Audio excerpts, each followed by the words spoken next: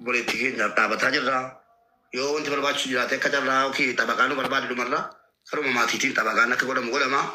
Amma immoo nama wayittan dawwalaafanii walumaan dhaggeeffanna. Isin warra jirtan waraabdanii warra as hin jirretti dabarsitu. Nama wayittan dawwalee walumaan mari'annee dhaggeeffannee.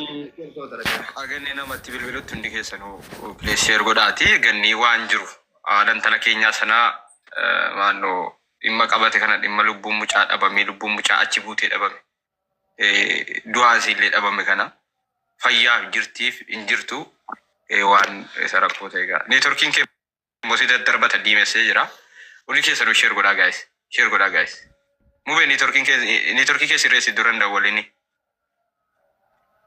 indiimessa waan ta'e duran dawwalini neetworkii kee sirreessi in hojjeta si daddarba amma sirraa jira diimaa kaasee jira amma kalaas amma sirraa jira innaa dhimma obboleettii keenya sanaa irratti gaa nama amma sirraa jira badadhu viidiyoo rakkoo hin qabu nama jirtu sheer godhaati nama heddumeessaati dhimma obboleettii keenya kanaa irratti footoo si gaadhe tanaasaa gaa viidiyoo na didiyan yaa kaadhu oofeetes viidiyoo baate utuu na argite anu duddubbeen godhae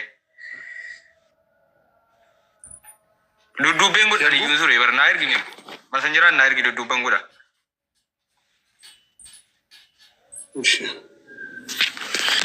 hundi keessanuu share coupling godha guys hundi keessanuu share coupling share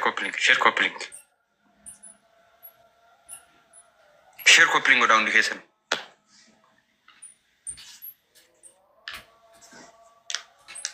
yeroo tokko ammallee share godha ammallee edit godhama okay naa dhufeera wanni kun siin taane kan si erga mee buusii ilaali yoo kun siin taane kan biraan isa originaalan si erga inni kun editii godhamaadha backgroundii kaaseera inni ibsaa tiktokii inni ibsaa dha biraa qo'ate jabaadha ka sheer jabaadha warri keessaa dhuftanii na gaafataa hartan hundi keessan iyyuu keessaan viidiyoo dhaqaa dhaqee hojjedhee dadhabeera amma immoo dhimmisii yeroo tokkoof yeroo xumuraatiif namatti dabarsuu dandeema kunoo isin irratti amaanaa jedhee sheer olii gootu ijoolleen Saudi Arabiyaa naannoo Riyaadii fi jirtanu namoonni ijoolleen Oromoo hedduun keessaa natti bilbiltanii naan si qunnamsiisaan ture amma isaanittan bilbilee waan isaan jedhan dubbannee amaanaallee itti kennannaa dhaggeeffadhaa biifoleetti illee shennaa godhaa biifolee yoo jiraatte jira jedhii dhaggeeffadhu waraabaa daddabarsaa waraabaa daddabarsaa. Rio le share goda share gochumo taina share itti guddaa guys. Share ila bina wala baluma share goda. Bismillah. Na wajin nufte ka jirati. Mubaraka hayya jirati. Mubarak. Assalamu alaikum warahmatullahi wabarakatuh. Wa alaikum assalam warahmatullahi wabarakatuh. Difama live irra jirra sagaleen keessanis ol qabamee jira.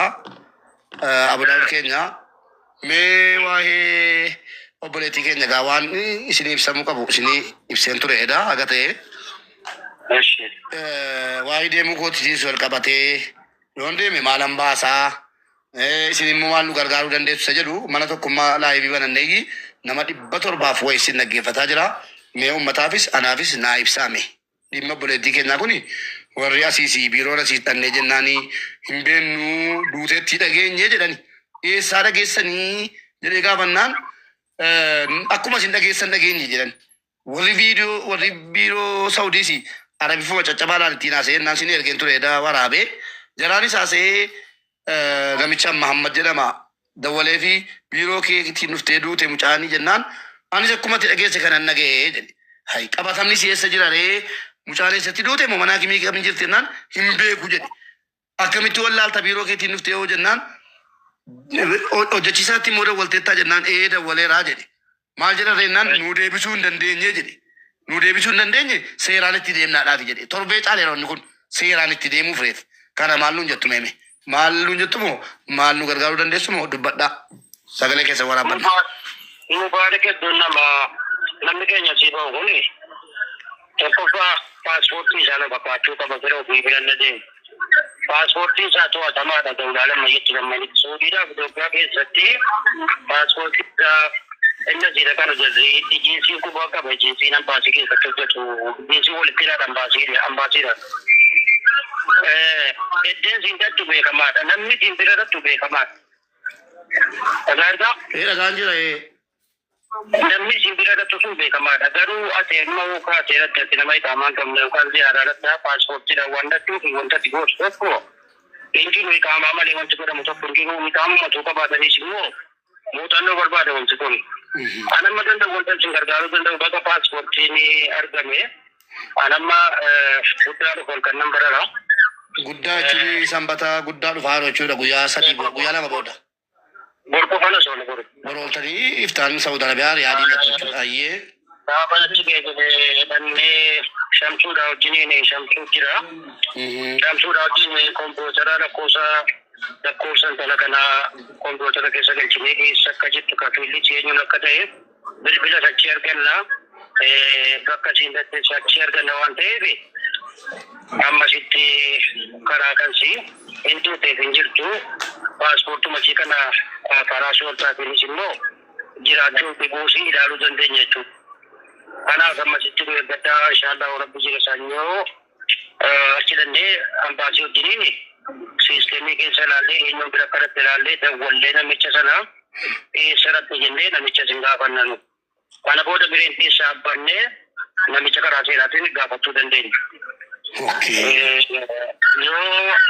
Yoo wantu tajaajila duuni dhiisuun si karaa sanaan beekama. Yoo kaata adilla tajjanaa kan jedhamtu jira kan basmaarraa fuudhan hoosiin duute jedhu.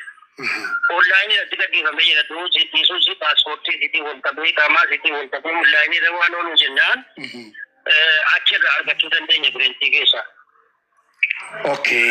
Akkuma gara Saudiitti deebitaniini. Waan paaspoortii argachuu reeta paaspoortii argattanii wanta riidhu kan laaliidha tura fayyaas argamuu waan danda'uuf rakkoon tokko hin jiru. Hedduun namaa biyya keenya kan dhaqu kaan mana keessatti rukutanii haramni gadi baasanii ulaa irratti tuuti.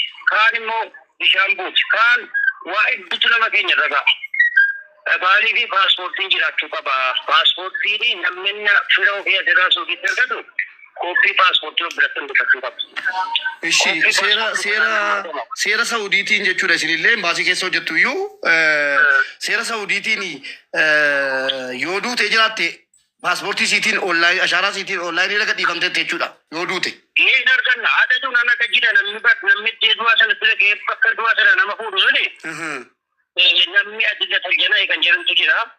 Jarri sun inni sana basmaa godhanii shaaraa fuudhanii onlaayinii irratti gadhiisu duuteetti jedhanii.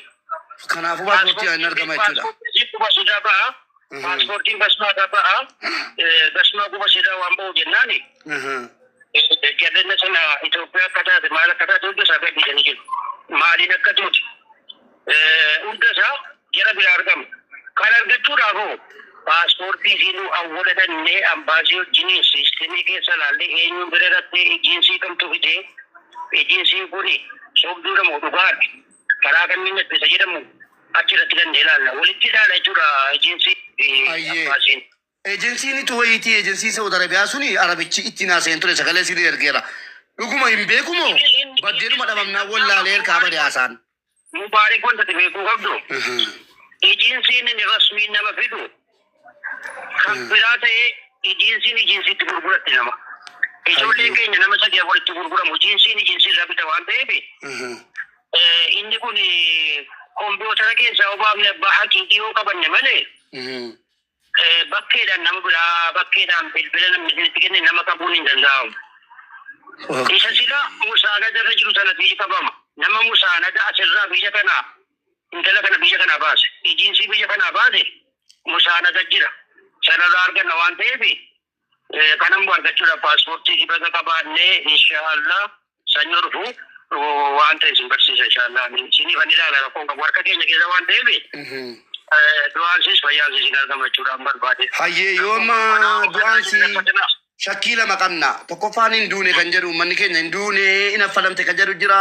Duutetti kan jedhu jira. Yoo duute mannaa kimis poolisiinis mootummaanis walitti dhagatite ashaaraan mul'ata jettan. Yoo immoo kun godhamee hin jiraanne onlaayinii irra hin jirtu ta'e mucaan kun hin jirti dhukkaawamtee jirti ta'uu mala miti moo akkam? Wanti isin beekuu qabdanu. Saudi Arabiyaa keessa ilmoon namaa dhugee tokkoma jechuun du'aan hin danda'amu. Ishii. Kajeelamu. Nam tokko du'ee dhokfamuus hin danda'amu kan hubataa sirriitti manatti du'ee alatti du'ee nam tokko du'aan dhokfamuu hin danda'u. Bakka yoo duute mana akimii galtee jiraatte paaspoortii isiitiin hin argamte jechuudha walumaa galatti. Akkasiin jirti san hospitaala siit argama eenyudha. Yoommoo hin jirre barbaaduutti fufuudha jechuudha. Yoo siistemii kana keessatti yookaan inni du'eera duuteetti kan jedhu yoo hin duune sila affanamtee jirti ammas immoo inuma argamti inuma bubbuudha malee jechuudha. Namni affanamee affanamee taa'uu hin danda'u. Adda affanama malee torban addaa yookaan kudhan addaa namni affanamuu hin danda'u. Galatoomaa xumurarra wanta isiniin jedhu yoo ashaaraa akka amma jettanitti mul'achuu diddee du'aansi argamuu dhiise namoonni itti gaafataman tokkoffaa namicha maktabaa sagalee isinii ergeessana lakkoofsa isaanan qabaa namicha immoo mana xalabaati shufeerii ergeessana ijoollee warra soddaati ijoollee amaaraati isa lakkoofsa isaanan qabaa yaadiin keessa jira isiniifan kennaa intalliis immoo ijoollee keenya bira jirti qaamaanuu isinitti dhufuu dandeessi kan shufeerii erganiif jechuudha. Jarri ni jiru karaa jalaatiin seeraanis ta'u tarkaanfiitti biratanii manni isaa lookeeshinii ni jira wanni hundiitu jira. Suni dhaggeeffatu. Inni suni namni tokko nama hojjetu waan qabatamaa waan mul'ataa malee waan dhosaan hojjetame amma natti jiraa kuni. Jarri sun mootummaan jara kana inni shufeeriin ergames isiin ergites argamuu hin dandeessu. Wanti qabatamaan hin jiru karaa rasmiidha wanti hojjetame tokko waan hin jirreef jarri suni bu'aadhuma tokko wanti irraa arganne hin jiru. Jara ergan sana karaa keessootiin karaa seeraan seetiin jira karaa seeraan taanee noo argatan malee sana haala qabamanii namni keenya gaafa too jiraatu malee karaa seera mootummaatti wanta kana dhugaadha. Nurka jiru Abu Daawud manni jira nurka jira jarri xalabaadhaa gaafa sana baasan gatii xalabaadhaa baafneef sodaanne. Elaa akkana jedhan jarri Abu Daawud wanti isin hubachuu qabdanu gatii xalabaadhaa baafne mootummaa sodaanne gatii xalabaadhaa akkasiin baddu goone namni xalabaadhaa nama baase wanjaleenyaadha kanaaf bilbila cufannee dhokonne jedhanii intalli amma narka jirti. Intalli riyaadiin mana nama isin beektanuun kaa'ee jira amma isin xaxxalutti. Gurbaanis manni isaas beekamaadha iqaamaan qabu mana kireeffateetii ijoollee mana xalabaatii baasee kiraa manarraa fudhatee jiraata. Kan sawaayii hojii gurbaa immoo keessaa waa biraa immoo waan isinitti himu qaba. Akka inni ijoollee yeroo xalabaadhaa baate viidiyoo waraabbatee bilbila harkaa fuudhee sagaagalummaa irratti raawwatee maallaqa jaraa irraa fudhatu dadanuu jira keessaa waa danuu jiraati isa keessaan dubbannaa amma akkanatti amaanaa isinitti kennannee jirra nama 1,100 isin dhaggeeffataa irra tokkummaan isa waan jedhu isiniin ajadu. Mangaa fi gita dheera. Wanti qabdanu baarisaa akka godhanu ofiisiitii of gochuu dandeessi booddee ofiisii argamuu dandeessi. Isiin dhufti mataa sittanii akka kana jedhataan hojjetamaa jirtan gidduu namaa wanta kanaan nutti dhufe jedhe ofiisiitii maaddaa manatti jettee kan ofiisiitii mul'atu jettu waan ta'eef nuti sammaa adda isinii baafnaa amma sitti nu eeggataa hunda yoo adda isinii baasaa taa'ee waa ishee gochuu hin danda'u garuu moonchee abshiruu hundaa gochuu waliin kitaaba. Egaa hordoftoota tokkummaa hundi keessan iyyuu bor qofa oolanii iftaan Saa'ud Arabiyaa deemu amma wiixataatti nu eegaa jedhani tokkummaa waan dabaltu yoo qabaatte Abu Daawudii dabaliiti gaafiif ta'ee waan amaana jettu fixi nun dubbanna kalas irratti.